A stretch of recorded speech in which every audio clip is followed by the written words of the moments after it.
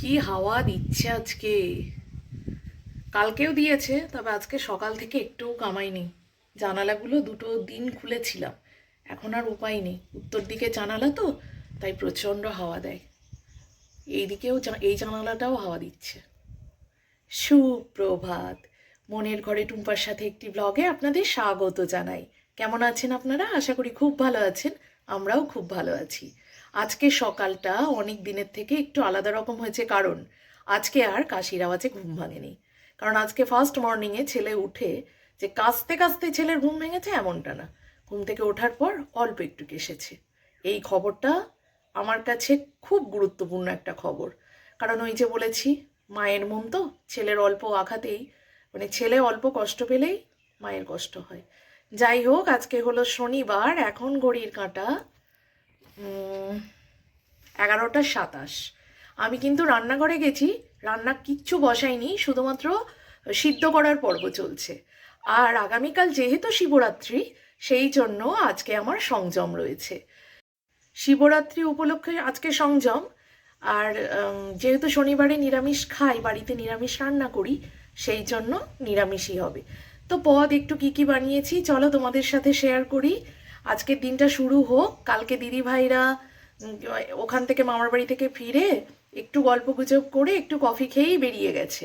তারপরে এত ব্যস্ত হয়ে পড়েছিলাম কিছু কাজকর্ম গোছানোর জন্য, আর তোমাদের সাথে কথা বলবো ভুলে গেছি জানো। তারপর একটু টায়ার্ডও লাগছিল। তারপর রাতে খাওয়া দাওয়া সেরে শুয়ে পড়েছিলাম। তো যাই হোক, কালকের দিনটা ভালোভাবে কাটলো গল্পগুজব করে, দিদিভাইদের সাথে মামার বাড়ি ঘুরে এসে ভীষণ ভালো লেগেছে।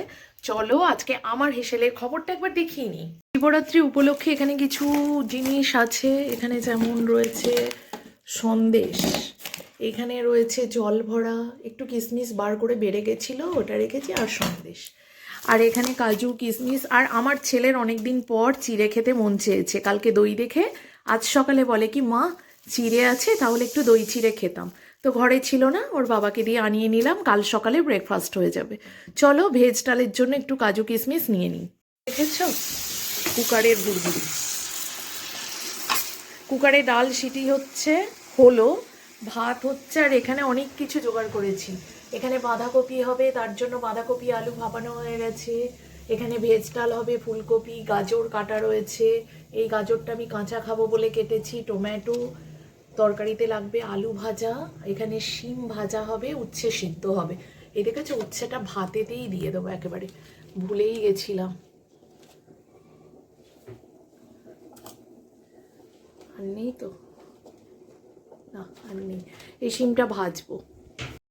এখানে পনিরের তরকারি বানাবো একটু, তার জন্য আলুটা সিদ্ধ করে নিয়েছি। সকাল থেকে কবার বলেছি গালগাল করার কথা, ওষুধ নেওয়ার কথা। এই শোন শোন, ওষুধ নেওয়ার কথা কবার বলেছি। একটু কমতে না কমতে শুরু হয়ে গেছে। একটু যেই শরীরটা একটু জুত পেয়েছে আর অমনি শুরু হয়ে গেছে। সকাল থেকে 5বার বলছি, রাতুল গার্গাল কর, বললো গার্গাল করলে ওষুধ খেয়ে মুখটা কেমন হয়ে যায়, একটু খেয়ে করবো। খাওয়া হলো, এখন অবধি 11:15 বাজছে। ভাবো, দাঁড়া না, আমি বাবা এলেই এই খবরটা, বাবাকে আসতে হবে না, আমি ফোনেই বলবো। দেখ এখনই এক্ষুনি ফোনে বলবো।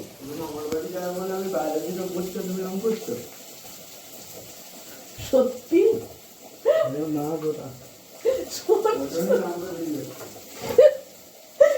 এত চালাক, মানে কি করে কি বলবো রাতুল, সত্যি মানে কিভাবে মন জয় করতে হয় না, ভালো জানে, ভালো শিখেছিস। আমাদের এখানে এই পনিরটা পাওয়া যায়, ভীষণ নরম, দেখলেই বোঝা যায়, মানে কাটতে গেলে ভেঙে যায় আর কি, এরকম ব্যাপার, খুব সাবধানে কাটতে লাগে।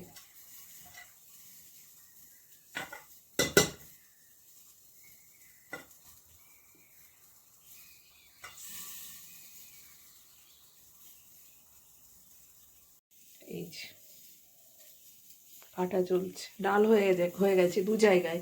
এটা ঢাকা রয়েছে আজকের, আর এটা কালকের জন্য তুলে রেখেছি, কালকে ওরা দুজনে খাবে, এই ডালটাই হয়ে যাবে। দেখো কি অবস্থা, ওখানটাই ছিল, তখনই ভাবছিলাম এই ডান্ডিটাই লেগে পড়ে যাবে, সেটাই হলো। সমস্ত দুধটা পড়ে গেছে, আর কিচ্ছু নেই। এই সব এখন পরিষ্কার করাটা মেন ব্যাপার আমার কাছে। সব পরিষ্কার করে মোছা হলেও এই আলমারিটার তলা দিয়ে দুধটা গড়িয়ে গেছে। যতটা হাত গেছে মুছে পরিষ্কার করেছি। পুরো এই দরজা, এই ভেতরের নেটে সব একাকার হয়ে গেছে। পনির ভাজা চলছে। সব থেকে বড় কথা হলো, আমার ছেলে দুধ খেতে এত ভালোবাসে, দুধটুকু, আজকের দুধটুকু ওর মুখে একটুও দিতে পারলাম না। সেটা কফি করেই হোক বা চা করেই হোক বা এমনি শুধু মুখে হোক। এইটা সব থেকে বেশি খারাপ লাগছে। যদি সকালবেলা দুধটা জাল দিয়ে ওকে একটু মুড়িতেও দিতাম, ছেলে আমার লক্ষ্মী ছেলের মতো খেয়ে নিত। ওইটা বেশি মনে কষ্ট লাগছে, ভালো লাগছে না।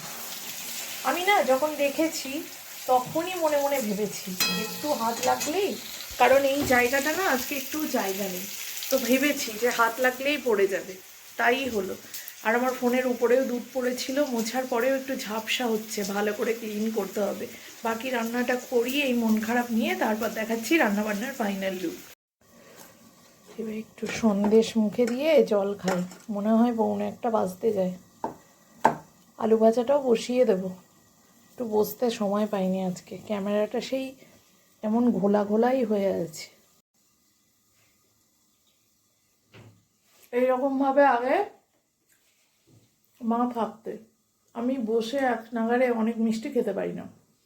মাকে বলতাম, মা রান্না করতে করতে 1-8বার খেতে পারবো, তো মাকে একটু মুখে দিয়ে দিতাম, আমি একটু নিতাম। সেটাই খেতে গেলে মনে যায়, মনে পড়ে যায়।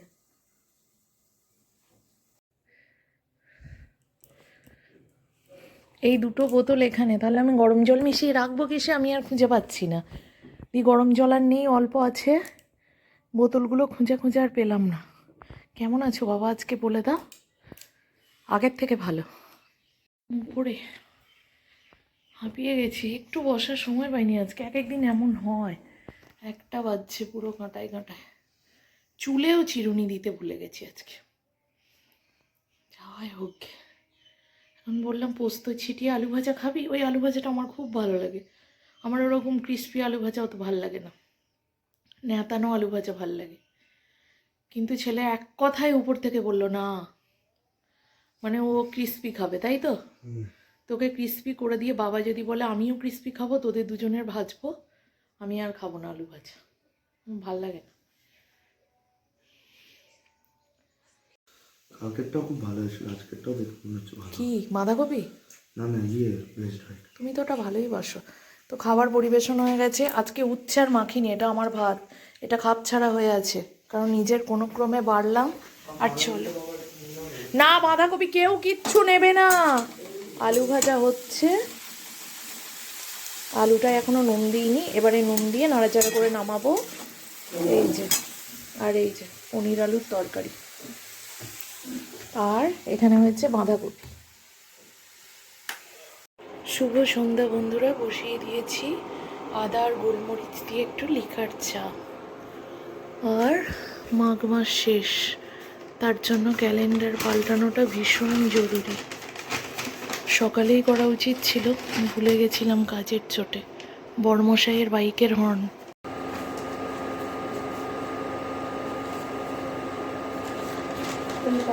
শেষ, এখন আবার নতুন বছর, নতুন ক্যালেন্ডার, কারণ ফাল্গুন চৈত্র দিতে হচ্ছে।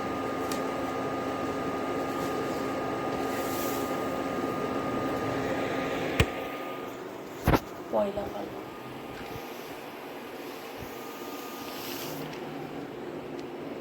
দুধ এগুলো পড়ে না ফোনটা কেমন ঝাপসা ঝাপসা লাগছে। এই 14ই ফেব্রুয়ারি, যেটা আজকের দিনটা এলে ভীষণ একটা হৃদয় বিদারক দিন হিসেবে আমাদের কাছে পরিচিত হয়ে গেছে। আর কি বলবো বন্ধুরা, সবার কাছেই তাই, সবাই যেন কম বেশি। তো আমাদের কাছে খুবই কষ্টের একটা দিন এবং খুব সম্মান দেওয়ার মতো একটা দিন তাদের, যাদের জন্য আজকের দিনটা চিহ্নিত।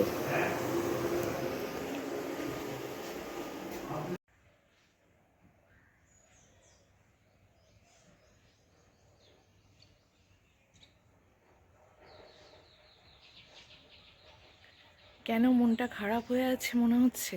আজকে মুখে হাসি নিয়ে তোমাদের সামনে আসতে পারলাম না, তার উপর আজকে একটা বিশেষ দিন। এই দিনেও, হ্যাঁ বন্ধুরা, আজকে হলো মহাশিবরাত্রি। শিবরাত্রির অনেক অনেক শুভেচ্ছা জানাই তোমাদের সকলকে। যারা বাবার নামে উপোস রেখেছো তাদের আমার অনেক অনেক শুভকামনা, ভালোবাসা জানাই। তোমাদের পুণ্য ফলে পুরো সবার যেন পুণ্য হয়, আশীর্বাদ সবাই যেন প্রভুর কৃপায় আশীর্বাদ সবাই লাভ করে, এই প্রার্থনা করি। কারণ হচ্ছে এবারে আমি শিবরাত্রিতে উপোস রাখতে পারিনি বা বাবার মাথায় জল ঢালতে পারবো না। তোমরা কালকে মানে গতকালকের যে ভিডিওটা এতক্ষণ দেখলে, সেই ভিডিওটায় দেখেছো আমি সংযম করেছি, সব কিছু প্রস্তুতিও নিয়েছি, গিয়ে দেখাবো, সব জোগাড়যন্ত্র হয়ে গেছে আমার। কিন্তু রাত্রিবেলায় হঠাৎ জানতে পারলাম বিশেষ কারণবশত এবারে আমাদের শিবরাত্রির উপোস রাখতে আমরা পারবো না, ব্রাহ্মণ মশাই জানিয়েছেন। বিশেষ কারণ বলতে একটু ওই অশৌচের ব্যাপার আছে, 1 মাস হয়নি, সেই জন্য আমরা শিবের মাথায় জল ঢালতে পারবো না বা উপোস রাখতে পারবো না। তো সেই মতো জানার পরে একটু মনটা খারাপই হয়ে গেল, খুবই মন খারাপ হয়ে গেল। কী আর করব, কিছু করার নেই। মানে কোনো কিছুর প্রস্তুতি নিলে, পুজো আর্চার ক্ষেত্রে বিশেষ করে আমার এটা মনে হয়, এমনি যে কোনো ক্ষেত্রে আগে থেকে প্রস্তুতি নিলে না ভালো লাগে না। একটু বসি। কিন্তু পুজো আর্চার ক্ষেত্রে বিশেষ করে আমার ভালো লাগে না। তো কী আর করব, কিছু করার নেই। এইভাবেই আজকে আমার দিনটা শুরু হয়েছে। গতকালকে রাত থেকেই মনটা খুব খারাপ ছিল বলে আর ক্যামেরা অন করব কিছু মনে হয়নি, খালি বারবার ভাবছিলাম যে এটা কি হলো, আগে জানতে পারলাম না। সব কিছু জোগাড়যন্ত্র করলাম, দিয়ে প্রভুর কৃপায় প্রভুর কাজ অবধি আর পৌঁছাতে পারবো না। কাজ অবধি পৌঁছানো যেত, কিন্তু পুজো উপোস টুপোস রাখলে একটা যাওয়া হতো, ফলে আর যাওয়া হবে না। বাড়ির থেকেই প্রভুর নাম করব, ঘরে পুজোর সময় প্রভুকে স্মরণ করব, এই যা। যাই হোক, যেটা নিয়তি সেটা মানতেই হবে, আর ব্রাহ্মণ বলেছেন যখন সেটা মানতেই হবে, তাই না? সুপ্রভাত, মনের ঘরে টুম্পার সাথে একটি ব্লগে আপনাদের স্বাগত জানাই। কেমন আছেন আপনারা? আশা করি আজকে ভীষণ ভালো আছেন সবাই। আমিও বেশ ভালো আছি। আজকে অনেক দিন পর রাতুলের শরীরটা আরও ভালো, কালকে রাতে একবারও কেসে ওঠেনি, সকালটাও হয়েছে কাশি ছাড়া। তো আজকে হলো হ্যাপি বালা সানডে, রাতুল গেছে পড়তে, আর আমি চলে এসেছি সমস্ত কাজকর্ম মিটিয়ে ছাদে। 2-3 দিন আগে থেকে ভাবছিলাম ছাদে বেশ, সেই দিন বেশ কয়েকটা ফুল পাই, গাঁদা ফুলগুলো সব তুলবো, দিয়ে প্রভুর চরণে অর্পণ করতে পারবো জল ঢালার সময়, কিন্তু সেটা হলো না। কী আর করবো, চলো ঘরে পুজোটা কমপ্লিট করি। কারণ টুকটুক করে ঘড়ির কাঁটা কিন্তু 9:40 ঘরে চলে গেছে। চলো দিনটা শুরু করি। আর কি বলবো, তবে রাতুলের বাবা বলল যে অত ভেবো না, যা হয় মঙ্গলের জন্য হয়, প্রভুর হয়তো এইরকমই ইচ্ছে ছিল, তাই তুমি সব কিছু মানে সবটুকু করার পরে, জোগাড়যন্ত্র করার পরে, গতকাল সংযম করার পরেও এটা হলো না। তবে আমার ছেলের বেশ আপত্তি আছে, যেটাই আমারও সহমত আছে। রাতুল বলছে, মা এমনটা হলে তো প্রত্যেক বাড়ি দেখবে, প্রায় বাড়ি কোনো না কোনো অসুবিধার সম্মুখীন হবে। আমরা সবটুকু করছি, ঘরের পুজো আর্চা করছি, সবটুকু করছি, বা বিশেষ কোনো প্রয়োজন করলে দেখবে আমরা কিন্তু নিজেই নিয়ম বানিয়েও ফেলি, তখন কিন্তু এত নিয়মের ধার ধারি না। কিন্তু কী আর করব, মানে সব কিছু সামাজিক জীব যেহেতু, সমাজের নিয়মের বাইরে চলতে সব সময় পারা যায় না।